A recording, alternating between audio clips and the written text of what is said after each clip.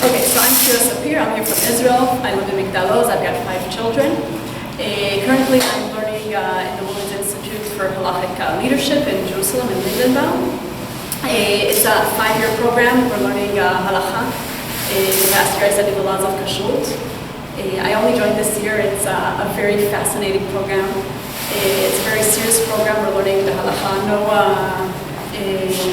We don't skip anything. We're learning every single siman, every single section, every page, every interpreter, going through it slowly. But it's also very, very satisfying, being able to really read it and learn it and understand it, and sort of like get the whole, see the whole picture. And that's something that's very special. In addition to that, I'm doing 2 other things. I'm a conversion teacher. I've been teaching you for about 5.5 years. I've been working for 4 years in the office of the conversion where I teach, and then I decided I don't want to be an administrator anymore, and I just want to be working with the people, teaching, and going with them through the process, which is something I wasn't doing in the office. I was getting their phone calls, I was placing them in classrooms, I was obviously talking with them, giving them information, but it's not the same as really being with them through a whole process, and that's what I'm doing now. I'm teaching the English-speaking class in Tel Aviv. And the last thing I'm doing, that's like my 3rd hat, is the Beit organization in Israel, which is the first and only organization that I know of in Israel that accepts women as rabbaniyot in the organization as equal members. I was accepted as a rabbanit, but I'm also working as a program manager for different programs. We're building a website for young women to get answers from other women, fellow women scholars. And so that's the 3rd thing I'm doing. I'm somehow managing to incorporate all that and also be a mother. So that's about myself. I'll be happy to speak about that more later when I'm finished. Today we're going to talk about prophecy, what it is to be a prophet, who is a prophet, what it means to be a prophet. We'll be doing it through one specific story. We'll try to see what we can learn from that story. There's lots of other stories, there's lots of other sources, lots of other interpreters. We'll try to focus on what we have. Obviously, we could bring in our knowledge base that we're bringing with us. Before we start, I want to hear from you. Since we were only 4, so we'll let everyone speak. What does it mean for you to be a prophet? What is a prophet? Social commentator. Social commentator. Do you want to explain what that means? Well, I think prophets were the ones who would. Are you familiar with the phrase, the king has no clothes? Yes. Okay.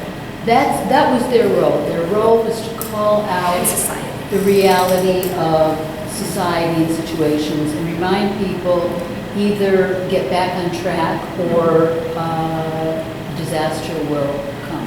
Okay, great. Thank you. Someone who has a more clear connection to God. Perfect. Thank you. I also had a direct connection to God. Direct connection to God. Thank you. And just tell me what's your name? Sarah. Sarah. A big responsibility. Big responsibility. Perfect. Someone conveying a message from God. Conveying a message from God. Great. Thank you. So these are the things that I wrote down that some of you said. Connecting with Hashem. To be a spiritual leader. That's was in there. Teach the people the Word of God. Anything else that you could have said? I'm not going to take it down. So let's get into our context. I surprisingly chose the story that's in our weekly parasha that's coming up, the weekly portion that we're reading this week, which is Ba'alotcha. The story is a story of I call it the graves of the craves.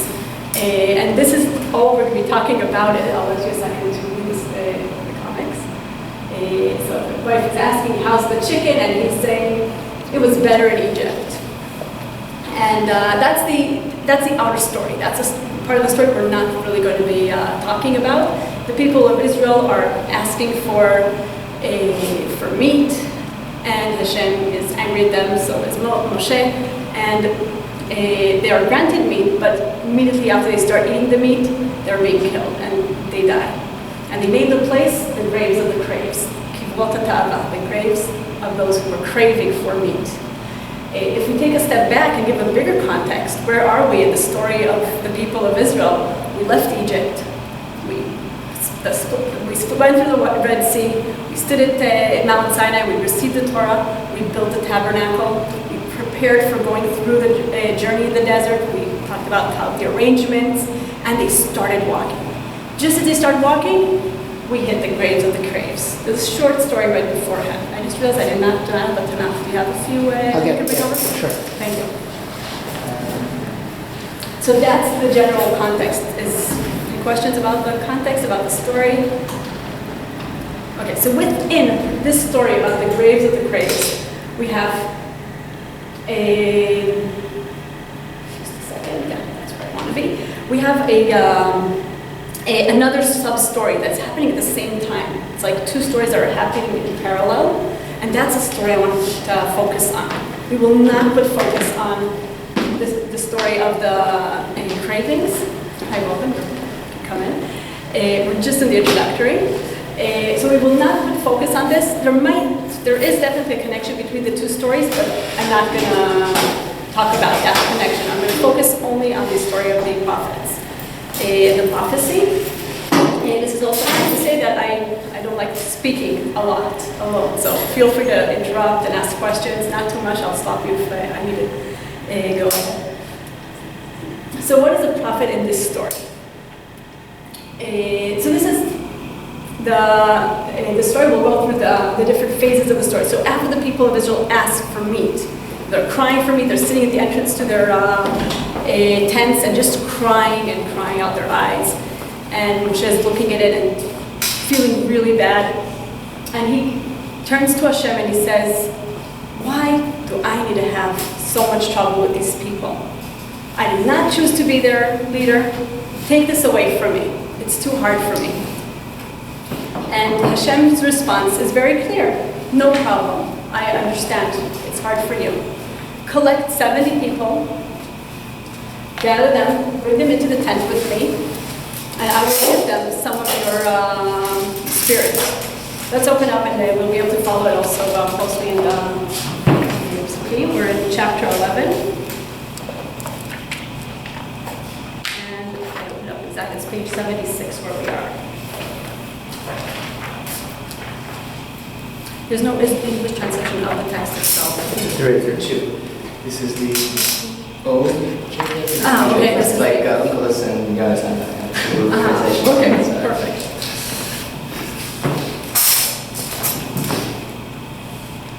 Okay, so we are at Hashem's response. It's in verse 16, it's on page 77.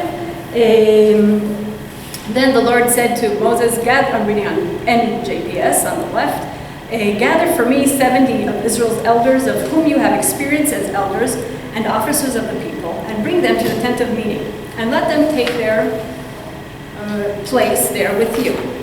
I will come down and speak with you there, and I will draw upon the spirit that is on you, and put it upon them. They shall share the burden of the people with you, and you shall not bear it alone." Okay, I'm not continuing to read because that's part of the other story of the craving. So he's going to collect those 70 people, and they'll be part of it, of carrying the people with Moshe. What kind of prophecy is this? Is this what you'd expect to be getting the word of Hashem? Understand my question? I mean, the number 70 is big. It's a big number. Important That's right. It's an important number. number. We'll talk about it. So it both speaks to, I think, the respect that Hashem has for Moshe. Like, one person is equal to 70, almost like. That Moshe is equal to the 70? Yeah, Moshe is equal to the Seems entire like it. 70, and or perhaps even more. So like, that's a crazy number. Like, It is a big number of people. It's every it's a shot, but like 70 equals like, at least like 70 is everybody. Seems like everybody, It's the everybody. whole congregation. Yes. So they're representing the whole congregation in that number. That's what you... And simultaneously, it's also impossible. like, To be everybody. right, yeah, so there's also the question of, is that also a test for Moshe in some ways as well? In what way do you think it could be a test for Moshe? To realize that actually there needs to be leadership, like there needs to be leadership. There needs to be And he needs to be him. And that's what the number 7 is sort of like hinting Yeah, to. if it said 3, maybe Moshe would be like, okay, it'll work, but for 7. So you're saying 70 people to be part of the leadership is just too much. It can't really be helping Moshe. So Moshe is hinting him to say, listen, you need to stay the leader. And the 70 people, they'll help you, but they need someone central. Is that what you mean? That's an amazing comment, and we'll see how it connects to the third phase at the end. Keep that in mind. Anyone else have anything to add or say or ask, or something was unclear if I was going too fast? Well, it sort of seems that Moshe is kind of losing some of his own. And like, because it's saying like, I'm going to take it from you and give it to them also. Right. So he's kind of losing his little bit of speciality and has to pass it along to other people, but he doesn't get that part back. That's right. We have here passing part of his spirit onto the other people, and you're asking yourself, is he going to get a part back, or is he losing something from his power? I was actually thinking you're referring to the first part that we did not read, but we could read it now quickly. When he's on page 76, verse 11. And Moses said to the Lord, I'm reading again from NJPS, why have you dealt ill with your servant? That's me. And why have I not enjoyed your favor? And you have laid the burden of these people upon me. Did I conceive all these people? Did I bear them? That you should say to me, carry them in your bosom as a nurse carries an infant to the land that you have promised an oath to their fathers? Where am I to get meat to give all these people? When they whine before me and say, give us meat to eat. Meat to eat. I cannot carry all this people by myself, for it is too much for me. If you should deal thus with me, kill me rather, I beg you, and let me see no more of my wretchedness. So I thought you were referring to that he's like losing it in his, sort of leadership, sort of. But that's right. Also, we've got here something that he's losing in his spirit that he's passing on to the people, those 70 people. And if you're referring to those 70 people as being the congregation, is he losing his power to everyone? Or are we losing our leadership? Anyone else? This is our time to discuss the text. We'll be going on to the Midrash afterwards. And some of your questions will be answered there too. Okay, so let's go on to the second phase. Second phase is gathering the elders. And that is in verse 24 on page 81. And again, reading from the left. Moses went out and reported the words of the Lord to the people. He gathered 70 of the people's elders and stationed them around the tent. Then the Lord came down in a cloud and spoke to them. He drew upon the spirit that was on him and put it upon the 70 elders. And when the spirit rested upon them, they spoke in ecstasy, but did not continue. Interesting translation of the end of that verse. Let's see what it says on the other side. But they did so no more. Okay. Partly, it's not spoke to them, it's spoke to them. What is spoken to them? No, it's not to them. To them, that's right. No, Spoke to the Lord them. came down in the cloud and spoke to him. That's right. So it's just to Moshe. Moshe passes it on. So what exactly was passed on to them? Just the spirit or also the speaking? What did they hear from Hashem? The Spirit rested upon them, and they prophesied. Is that But we what? do not know what they prophesied. What prophecy did they get? We do not know. I did not find any Midrash, by the way, about it. We will find about Eldad and Medad what they prophesied, but not for the elders.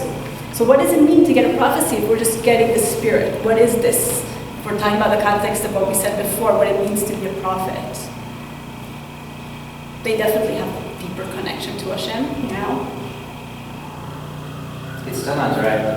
That's also important. It's still not direct. Why is that direct? Why do you see that? Because Vayir Hashem B'Adam B'Daber Elad. That's It's right. not to everybody. It's just to Moshe. And then it's And then he, like he's the one that's doing, it's Moshe that's doing. That's right, the Spirit is passing from Moshe to the elders, and not directly from Moshe to them. And it seems to be also autonomous, a choice that he's, That Moshe's making? I think so. I thought Vayitan is God giving from Moshe to the elders. But what is he giving to them? Something that had to Moshe's, no. That's right. I mean, that's from the beforehand. He says, "I'm giving them from your Spirit, and not from directly." But here, it's not exactly clear what Spirit, but it's definitely going through Moshe. Does it have to be? Is there a finite amount of Spirit that if somebody gains, That's a great somebody else question. loses? Maybe it's like a That's fountain, right. Right, might be a fountain. That's a great question. Again, I was debating how to do it, but we're reading now we're reading now the text. We'll see what the Midrash does with these exact same questions you ask. They ask the same questions, and we'll see what answers they brought. Yes. Just say your name. Michael. Michael. So couldn't you look at it as if Moshe was a candle, and from that candle you're lighting other candles? That's It a doesn't great, diminish- It doesn't diminish the light of the first. That's definitely a great picture. That's a perfect picture. We'll see this exact same picture in a few screens.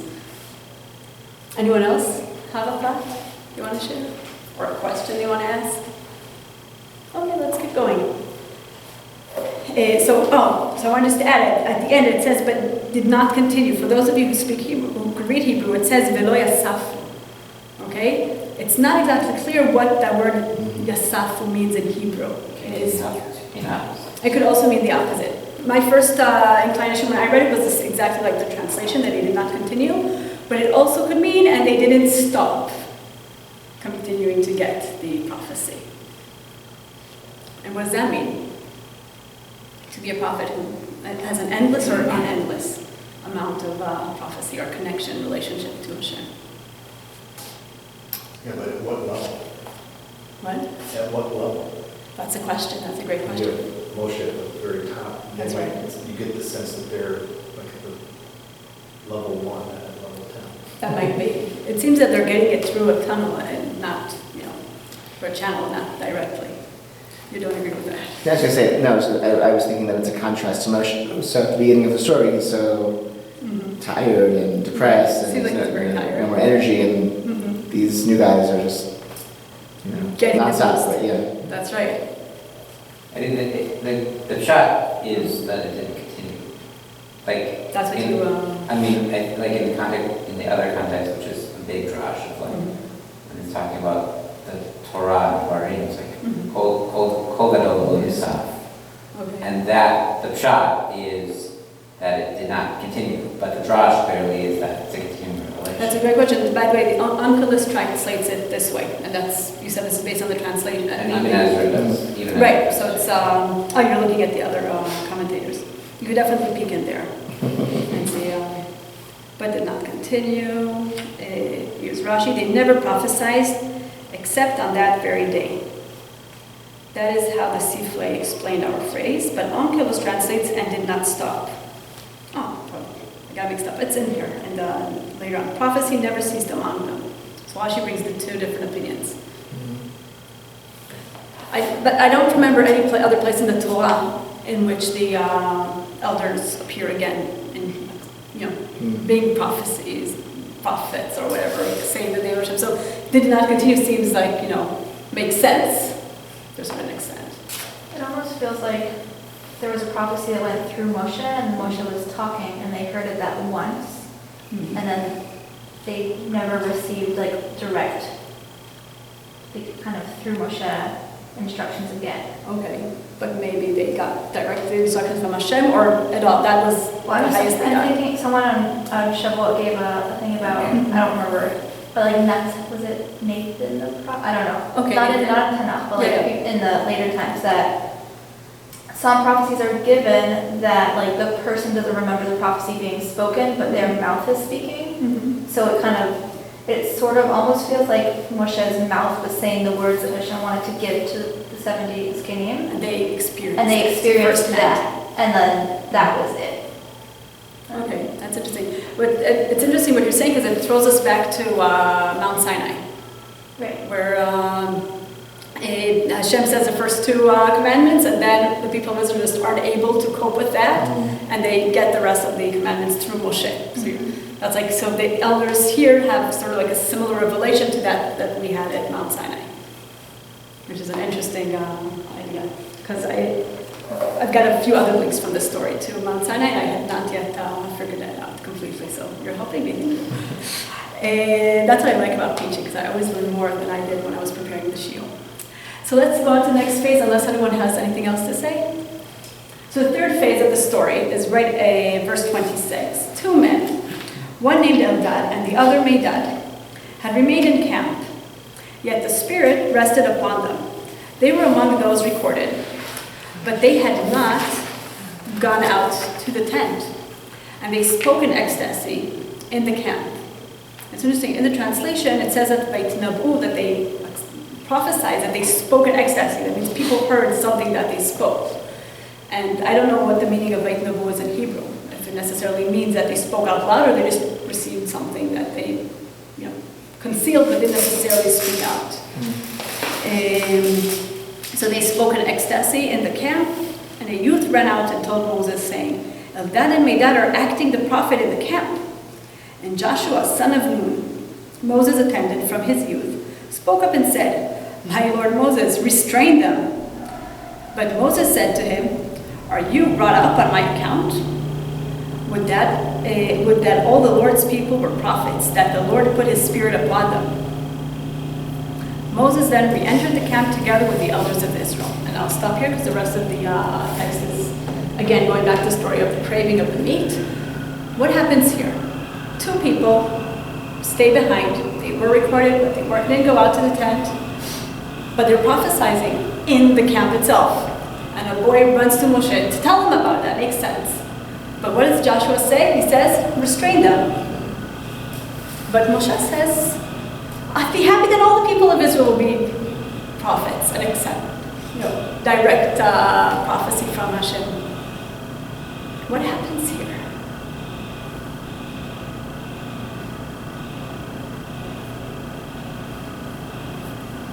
Two people are receiving some prophecy, not through Moshe, some direct prophecy.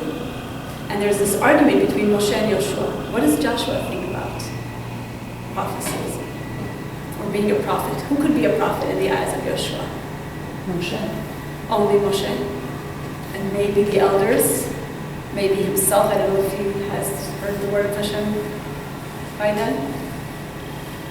He definitely doesn't think that just anyone could be a prophet. But Moshe, on the other hand, says, in my eyes, the whole congregation, that's your everybody. Hashem told him, collect so many people, represents the whole congregation, but they are just representatives of the whole group, and he's happy that everybody would be a prophet. Maybe Yeshua didn't like What they were saying? What they were saying. Maybe, do you know what they were saying? Moshe to quiet them up. Maybe. Do you know what they were saying? Did Joshua know what they were saying? The text itself doesn't say. Doesn't say. That's right. And also with the 70 elders, we did not know what they said. But that might be a thought, because a boy came and said that they're prophesying. Maybe he also said what they were saying in ecstasy. And this is what Moshe wanted anyway. This is That's what right. he was asking Hashem. Isn't that what he was asking for? So obviously his reaction makes sense to us. It seems that though Eldad made that kind of went rogue. Like They went rogue. They did their own thing. Like they were the other. It wasn't that it was 70s. It was like 2 people that trying to think I don't know, stayed in the candy shop after hours kind of thing. And they're now And now they're picks apart. eating all the candy and only them. So in some it's not as authentic, perhaps, as the set. So something there doesn't seem Something right, doesn't seem right. and out of the out of hours, maybe Yeah. opposition to Moshe, and that's what's getting Yoshua the boy also worried. Right. But it's not getting Moshe worried. So what is a prophet in this story? It seems to me that a prophet in this story is a leader. He needs to, be out there telling the people what to do, passing to them the word of Hashem, and they're leaders of the camp. And if two people are just prophesizing out there as an opposition, that could be putting the leadership in danger. Something here could be going wrong and fall apart. That's how Yoshua sees it. And I think that I see it throughout the whole story. And Moshe, on the other hand, does not see any problem with it at all. How does Moshe see It's a religious experience. It's a religious experience. Yeah. Not necessarily a leadership role, something that everybody should have. Okay, we finished going over the story. I want to go into seeing the Midrashim because we're already we've got all the questions ready. Let's see what the Midrash does with it. Does anyone have a question or something's unclear or something they want to say before I go on? Oh, you could always remember later on. Because we would go through the different, we'll be focusing on different points throughout the story. Two comments. First one, I felt that there's a lot of text, so I thought it would be easier to see it on the screen rather than have source sheets with lots of text. But I could send you the PowerPoint presentation if you want afterwards. Secondly, all of the translations are mine. So sorry about my poor English. I hope there's no spelling mistakes. I've got autocorrect here. Spell check, and not autocorrect. That's terrible. But the verses from the Torah itself that I might be quoting, most of them I did take from a website online that I like most of the time. So we have here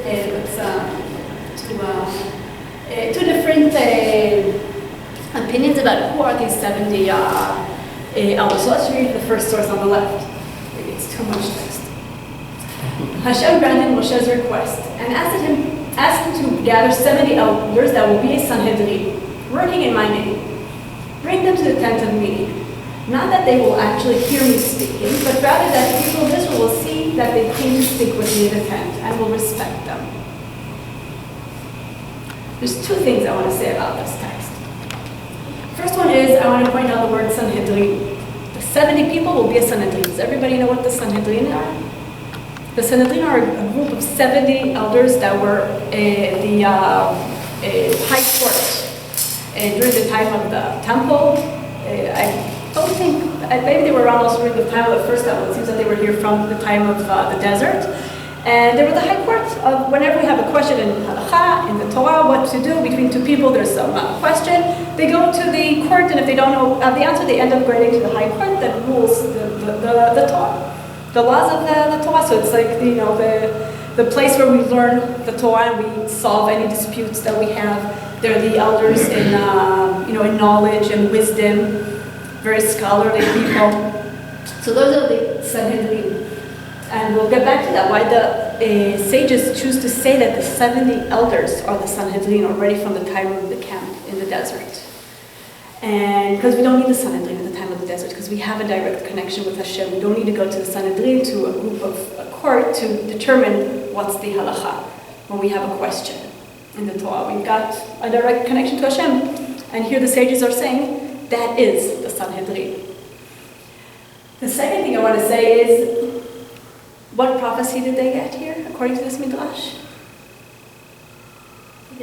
They didn't. They were just in a tent, and the cloud came down upon them, and they were in there, or maybe, like you said, they heard Moshe speak, or something happened, but they didn't get any prophecy. It's just so that people will respect them and see that they are the chosen 70 people that Hashem sort of chose them, maybe it's some kind of anointing, and they'll respect them and, accept their ruling as leaders of the camp. Questions? I think that, I see it as very political actually to say the Sanhedrin, because that means who gets the authority equal to Moshe. It's the rabbis who are writing these Midrashim. That's right. We'll be getting to that at the end. Okay, so the second Midrash, Midrash Tanchum, it's a later on Midrash, but we're sort of treating it the same at the moment. Gather for me. Were there already 70 elders? Remember Mount Sinai? At Mount Sinai, Moshe was told to gather 70 elders and ascend the mountain with them. Where were those elders now? They were all burned in the burning at the beginning of this chapter, the section that I skipped. The reason for that being that they were not respectful of a situation where they were seeing the sight of Hashem at Mount Sinai and just weren't killed right then for the sake of the moment. Let me explain. Okay, this is like a brief translation because it's really long. So I didn't only translate it to English, I also sort of rephrased it and made it shorter.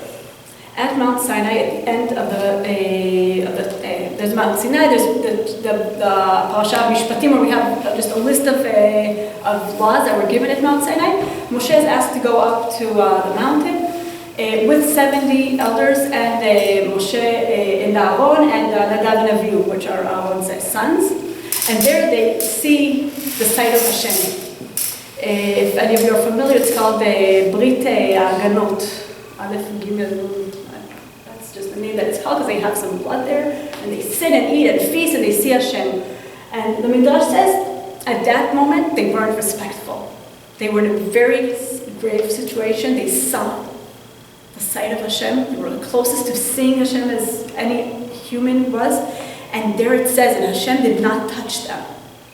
Which we could understand as, even though they saw Hashem, nothing happened to them. Because one cannot see Hashem. Even Moshe, that asked to see Hashem, only sees his back. And Hashem has mercy on him, and he covers his face when he goes by, so he'll only see his back, because it's such an amazing sight to see. And they were that close, and they were not respectful. The Midrash says, and he did not touch them, that they were worthy of being touched. They were supposed to be damaged. But it was a very big moment, and he waited for a different situation. And the beginning of this chapter, I'll just skip there quickly, was like a similar story that people have been complaining about something, and it's on page 72 if you want to open it.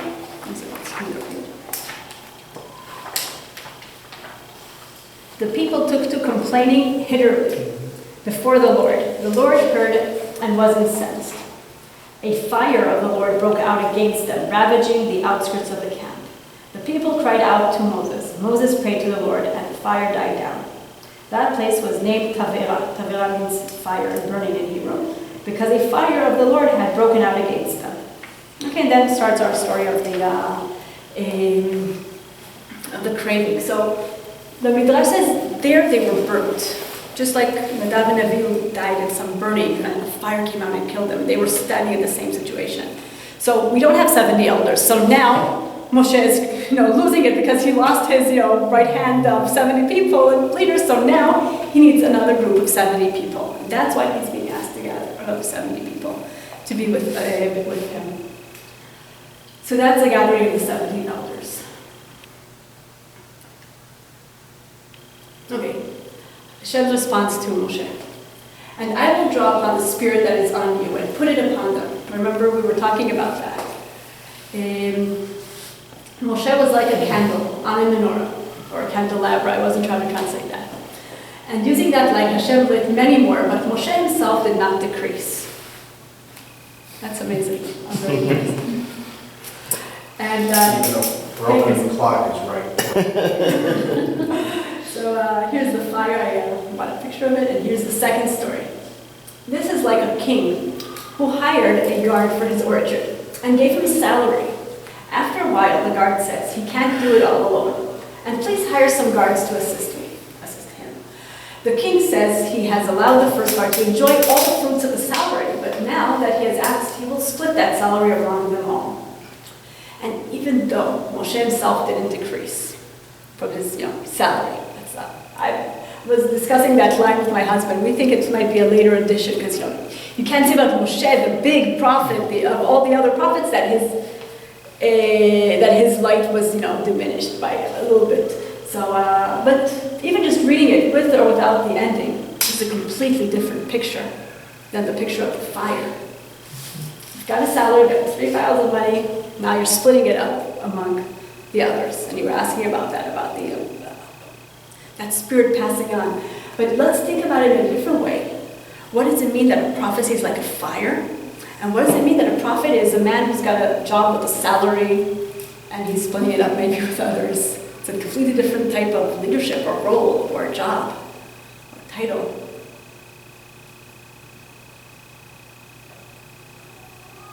Maybe it's to distinguish Moshe from other prophets. In what way? Moshe is like none other. He's like? None other. That's in the fire, that's in the coins, or both? That's the fire. That's the fire. That's the fire.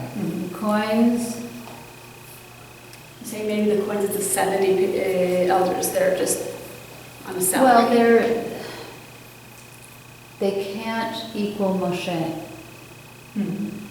They have, so even though there's 70 of them, if they divide up, Mhm. all of that would equal, To what he has. yeah. So no matter that, what he gives out to them, but still what he has stays more than what they had. Okay, thank you. Okay. Maybe it goes back to the difference between religious experience and leadership. Okay. Because fire is more evocative of spirituality, and a salary is like connotes a very practical and worldly application of something. Leadership can be Could something messy, see that? dirty, pragmatic at times. Mhm. So, it's just, Okay, great. I was going to go down that track. Maybe Moshe's compensation is his high level of prophecy. That's his 3 piles of coins. And even though he can give out some coins to others, his compensation doesn't diminish. Doesn't diminish even It though it's kind of considered. replenishes itself. So he is able to give out from it, and yet it still stays a huge amount. Somewhat equivalent to the candle lighting. So you're saying it is sort of equivalent to each other. I think I like Jacob's basic approach. I would maybe sharpen slightly and say spirituality is like a fire in that you can share it with no diminishing, and the more people you share it with, it's the greater the light and heat that it creates, whereas it's like the king, and the higher the guard, that's like authority and power, which as it's diffused, there's less of it for each person. So if one person is the guard, he has all that authority to who goes in and goes out. Right. If he has some assistants, then all of them are somehow the authority. is Taking diffused. away from his authority, because they will have their own authority at some point, their own, that's great. So I think everything is in there. What I was thinking, when I was thinking of fire, I was thinking about charisma, just like we're saying, a spiritual experience, but maybe also like a lot of, energy and warmness. Someone who's like running about and full of charisma and being, a leader in a different manner. And when I read this story, I also saw a little bit of maybe something is wrong with Moshe by asking to be to have someone to help him, and it's saying, fine, we'll give you helpers, but you're going to lose from it. You were able to have everything for yourself, and you need to now split it up among others. And I'm not sure what it means, but maybe the sages are this sage doesn't think Moshe was supposed to crack down just then. I don't know. But what That's about what the he end? has. So what do you think about the end? I think the end was added later on. But it was added. Or, I don't know, it feels like he said, but this is Moshe, he's the biggest Navi, I just can't go out so much against him, so I added the sentence, doesn't, for me, It contradicts. contradicts the text itself. Contradicts the text, or I mean, we could explain it in different ways, and all interpretations or fit in. I don't see any reason to argue with you. You're saying beautiful stuff, and I think we have here 2 different sources, 2 different pictures of what happened there, and they're trying to tell, each one is telling a different story.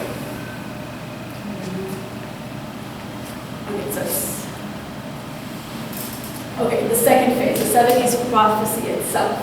So that we already said, we'll do it quickly. They had a prophecy as long as they had the spirit of Hashem on them, and then they ceased. They didn't prophesize anymore. And Unkelos says they prophesied and didn't stop ever from prophesizing. So we already saw those 2 opinions, but let's think about a leader, a spiritual leader. Other people, but so one who has sort of like an anointing event, which is a spiritual event. Let's take it to a meaning that they actually spoke with Hashem and had some, prophecy, and not just, an event in the tent, so they'll with the cloud, just so everyone will see, as opposed to an ongoing, continual connection with Hashem as leaders. I think we got here 2 different pictures of a leader in this story.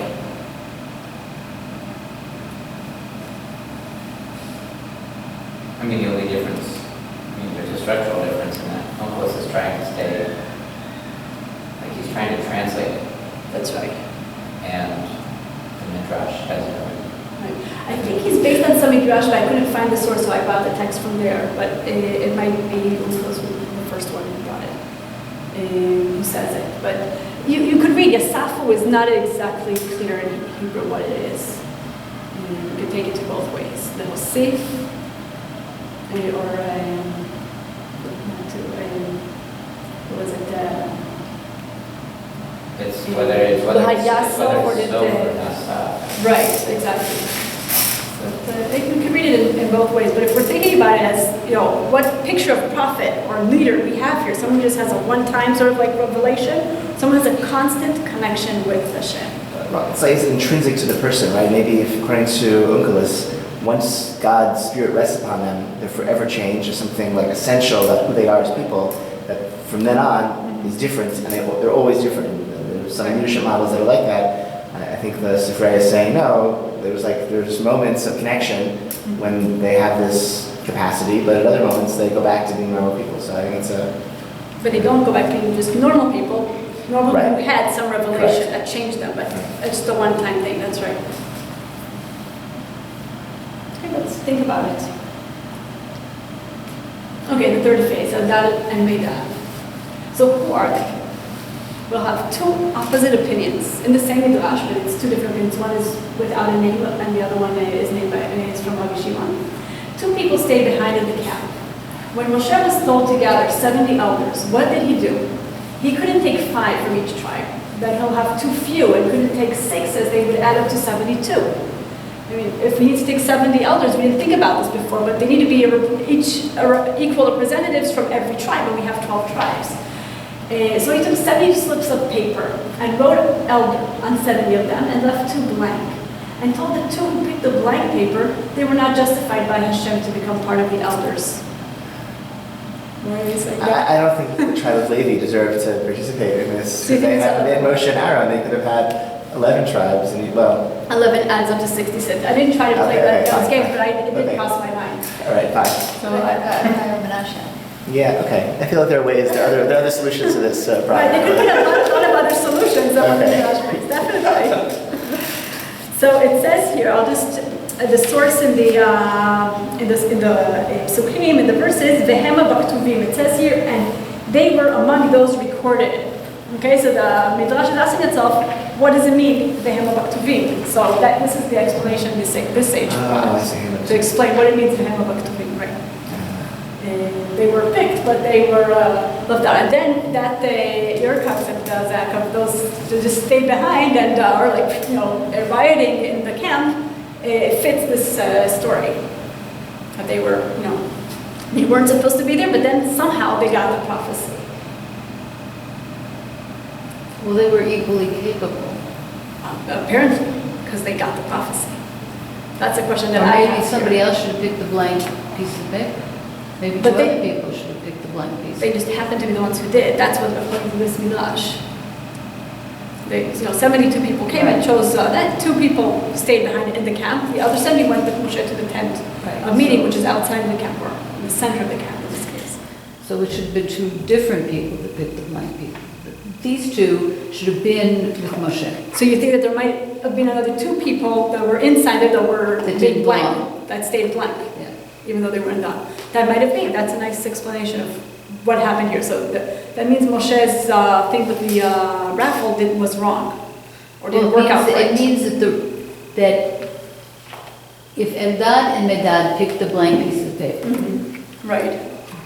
yet they prophesied, Um, that means that 2 people in the tent who did pick, I understand. but there had to have been a reason for that. That's a good question. What was the reason? I don't know. Because it seems like Moshe did this, and Yeah, but Hashem, made sure what pages people, and these 2 just happened to stay behind. And that means that 2 people were inside the tent that were like black, did not get the prophecy. right. well, this divine ruach is like kind of coming down. I feel like you're standing Just close enough. close, You so could you also- might, might get a little. But they were out in the camp. That's like Yeah. pretty clear. That's an interesting. Right. Maybe Hashem made like a peace offering, like so that there would be peace afterwards between the people because they would feel like left out. Because they were left out? So he's just like, you can have it. You know what, you'll have it anyway. And they ended up getting more than everyone else because it seems that they got a direct divine contact. I guess that's... It could be like a coincidence, right? Nothing. Right, I don't know. Because I'm saying to myself when I read this is, you know, you don't just get prophecy. Like the way, the concepts that I have in my head from, you know, probably the Rambam and other commentators who talk about prophecies, that Hashem chooses who gets prophecy. Like the Rambam says, you could prepare yourself to be a prophet according to his definitions, but yet not everyone could get a prophecy. You need to be worthy of it.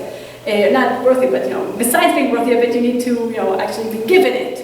And if they got it in the tent, even if they weren't chosen, they could have just gotten it, you know, by accident. They, you know, Hashem needs to choose to give it to them. That's sort of close to what you're saying. They, you know, it could have just happened out of the blue. Well, do we know that this is happening at the same time? Or could it be It seems like it happens right after, because Moshe is out of the tent by then. Let's see what it says here. It just says...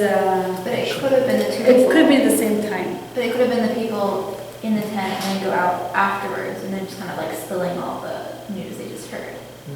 Well, it says that they stayed behind. And two men had remained in camp. Okay, so let's see the other opinion, which is like the complete opposite, flip side. Rabbi Shimon says, they stayed behind in the camp while Moshe gathered all the rest. Say they are not worthy of being called elders. They said, Moshe is gathering 72 people. We know that 2 will be taken out. Let's stay behind. It's, you know, those other people are really worthy of it. We're not. We're just going to stay behind. And Hashem saw their actions and said, since you did an act of humbleness, I will give you the prophecy in any case. And moreover, you will get more than the others did. That's a complete opposite of this first source. And so that's just saying like, and Yeshua didn't get the message? Correct. That's right, because they did this in private. And that's why They did not know that. That's why Moshe said, Yeshua, chill out. That might be. I don't know if Moshe knew that, but he definitely had some inclination. Definitely we're missing, everybody's missing information. Midrash is saying this, but nobody knows that they were humble because they were humble. They didn't go out and say, oh, we're being humble, we're going aside, we're staying at the side. That's not being humble. So obviously Yosha just didn't read correctly the situation. So does that mean that there were, in fact, 72 prophets? Yeah, that's right. Or maybe the others had stopped already, so maybe there were 70 and then there were 2. Or... Yeah, there were It could 70. have And been there's seven- the it other might have been thing- 72 at once, it could have been, right? if they were- Right, it's that's right. The number 70 did not stay. Something is moving there. Or they didn't, maybe, we don't know. It happened independently. Was it supposed to happen or not? That's what's going on here. How much time do I have? It's 5 to 8. We started a little bit late, so let's say you have, maybe it starts at 8:15. 8:15, so I'll come But in you should here. end by 8:05 so we can get upstairs in time. Okay, let me just write in the... we're almost finished. So let's go on to the last phase. I forgot the title, third phase. So this is the argument between Moshe and Yoshua.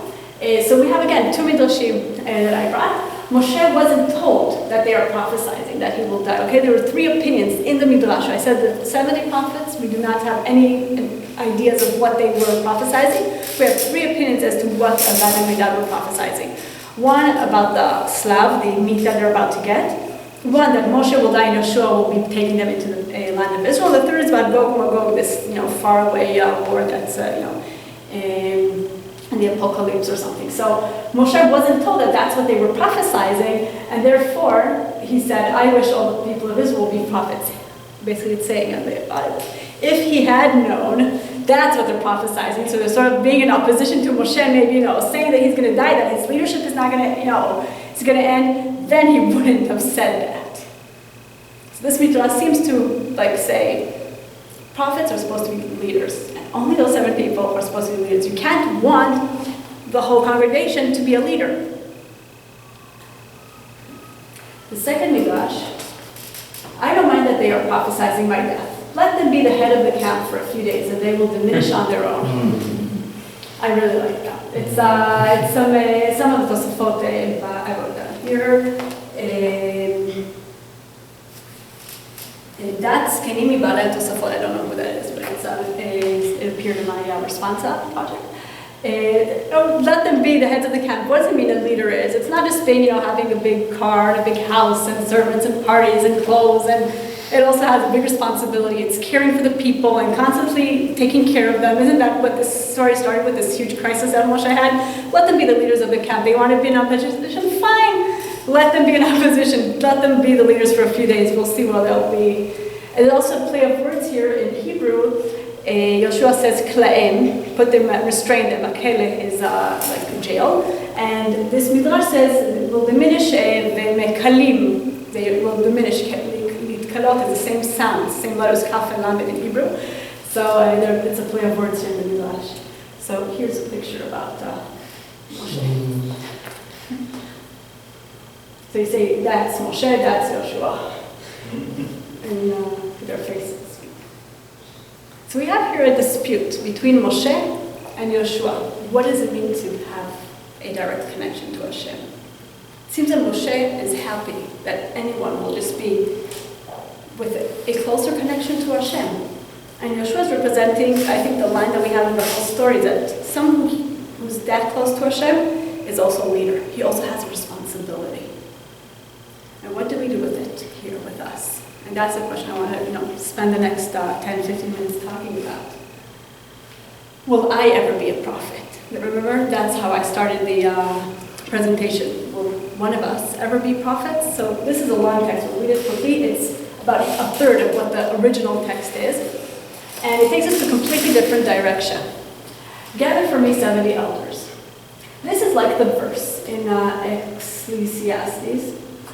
The words of the wise are as goads, and as nails well fastened are those that are composed in collections. They are given from one shepherd. Just like the goads bring life to the world, likewise the words of Torah, like the saying, for that is thy life and the length of thy days. From Deuteronomy, I forgot to put that in. Another interpretation. Just like the goad is used to direct the cow to plow in line, likewise the words of the wise are used to direct the people of Israel to the ways of the Torah, guiding them what is right and what is wrong, and finding new teachings and interpretations. Another interpretation to the verse, and nails well fastened. Fastened is the Sanhedrin, remember them?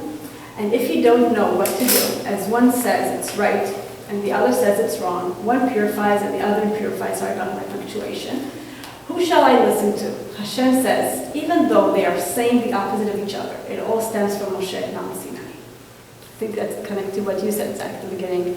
What is this Midrash taking us to? It's interpreting a story about prophecy in the book of Bamidbar, Numbers. And it's taking us to a completely different context and world.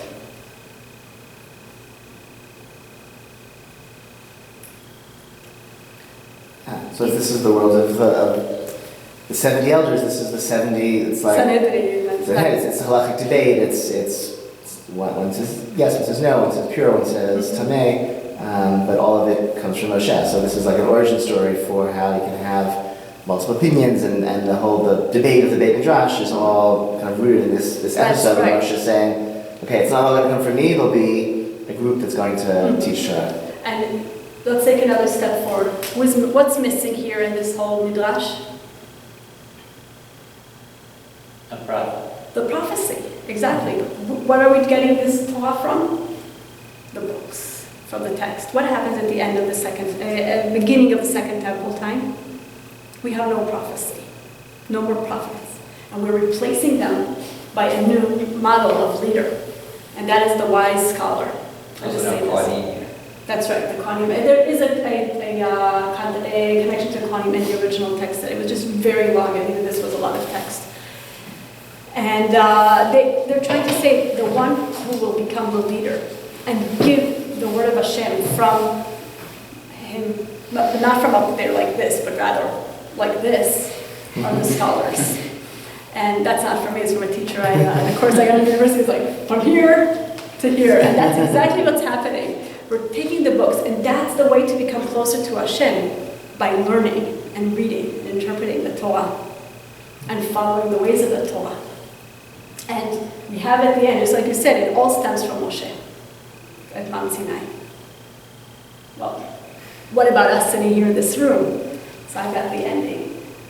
In Deuteronomy it says, "It is not in heaven, but the word is very close and near in thy mouth and in thy heart, that thou mayest do it." Every one of us, through our learning of the Torah, can become a scholar and become closer to Hashem through the learning of the Torah. But not only, also in other ways, we become closer to Hashem, and in that way have a better connection to Him. Because being a prophet, we said at the beginning, a few people said that is having a link, a connection to Hashem, being close to Him. And we could do it through the learning of the Torah, and I brought two other examples. First one is through fulfilling the mitzvot of the Torah. I'll give an example through prayer. Prayer comes to replace the sacrifices. The word korban, sacrifice, is from the root karov, close. We bring a sacrifice to Hashem. We come to the temple where Hashem is dwelling, and we're closer to Hashem. And through the act of sacrificing an animal, we are becoming closer to Hashem by maybe getting rid of our sins or by thanking Him for something. And today, the prayer replaces that in a sort of direct connection and link with Hashem. The second one is by following His deeds. Just like He's merciful, we'll also be merciful, and so on. And there's a Midrash, I just don't remember the whole text. So through following His deeds and being like Hashem in His actions, we are being closer to Him through our actions. So not only by becoming a scholar, but in just daily, everyday actions, we could be closer to Hashem. And I think that's our prophecy. We do not need to go out and look for a huge, big revelation. That's something that could take us years to reach. And I think it's also wrong. I think we need to look in our daily, everyday actions and doings, and we'll find Hashem everywhere. We'll find that link to Hashem everywhere we are. And that's it. That's in my eyes. Is a message of God.